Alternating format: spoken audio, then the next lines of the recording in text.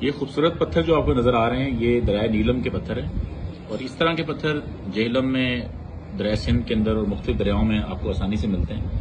اور یہ کہانی بتا رہے ہیں خواجہ خورشید صاحب کہ یہ پتھر دراز پہ بڑے قیمتی پتھر بکتے ہیں، چاہے سونے کی قیمت میں نہ صحیح لیکن پتھر کی قیمت میں ضرور ہے، اور یہ پودے بھی اسی طرح کی کہانی ہے۔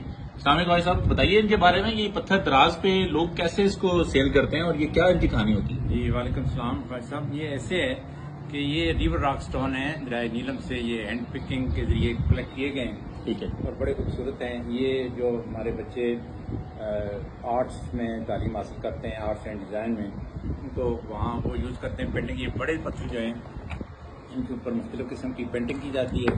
یہ چھوٹے پتھروں کو اپنی آرائشی طور پہ کیاریوں کے گرد پودوں کے گملوں میں استعمال کرتے ہیں۔ اور یہ کیا پر کے جی لوگ خریدتے ہیں یا پتھر کے حساب اس سے؟ کی جو ہمارے یہاں منیمم پرائس ہے وہ 200 روپیز پر کے جی ہے۔ اچھا، تو یہ بڑے سستے ہی ہے تقریباً، چونکہ جو چیز عام ہے ہمارے یہاں ان کی قدر نہیں ہے، لیکن امیزون میں یہ ڈالروں میں ہے۔ اگر امیزون کی آپ نیٹ ورک پہ جائیں تو آپ کو بہت ان کی قیمت ملے گی، اور بچے اچھے روزگار کے لیے بھی ان کو۔